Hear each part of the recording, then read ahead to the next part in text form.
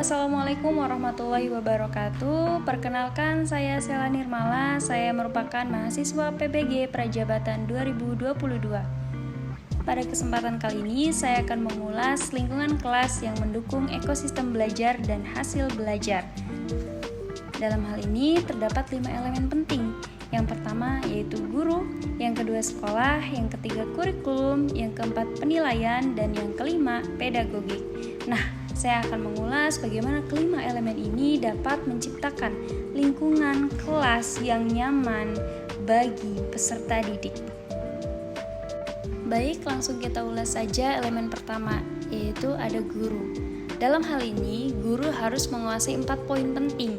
Yang pertama, guru harus mampu mengembangkan metode dan media pembelajaran yang menarik ketika melaksanakan proses pembelajaran. Yang kedua, guru harus mampu mempelajari karakteristik dari peserta didik di dalam kelas. Dan yang ketiga, guru sebagai fasilitator dari berbagai sumber belajar.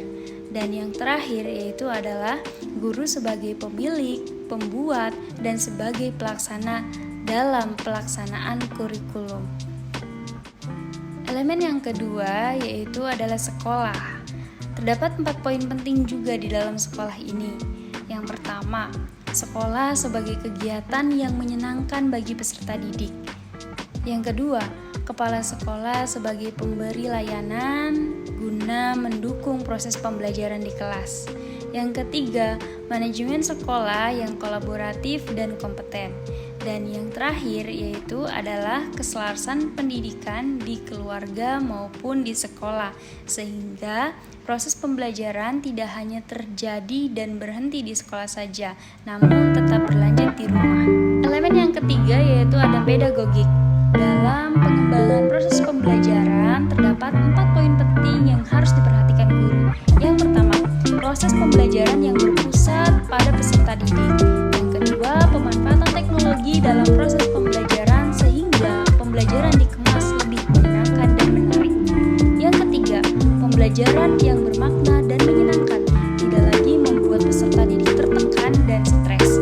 Dan yang terakhir yaitu pemberian tugas disesuaikan dengan kemampuan yang dimiliki oleh peserta didik. Hal ini yang kemudian membuat proses pembelajaran lebih menyenangkan. Elemen berikutnya yaitu ada kurikulum. Nah, dalam pelaksanaan kurikulum itu harus berdasarkan dengan kompetensi yang dimiliki oleh peserta didik. Dan yang kedua yaitu pembelajaran berfokus pada pengembangan soft skill dan karakteristik dari peserta didik tersebut, sehingga potensi yang ada pada peserta didik dapat digali dan dikembangkan dengan maksimal. Elemen yang terakhir yaitu merupakan asesmen. Dalam melakukan asesmen, guru harus memperhatikan 3 poin penting. Yang pertama, asesmen harus bersifat off learning. Dan yang kedua, asesmen harus bersifat as learning. Dan yang ketiga, asesmen harus bersifat for learning. Nah, setelah guru mampu melibatkan kelima elemen ini dalam proses pembelajaran, maka akan menciptakan kondisi kelas yang tidak stres dan tegang saat pembelajaran lebih efektif dan efisien, meningkatkan motivasi dan minat belajar siswa, dan tentu saja hasil akhirnya adalah hasil belajar dari peserta didik yang optimal. Baik, mungkin itu saja yang dapat saya sampaikan. Kurang lebihnya mohon maaf. Terima kasih.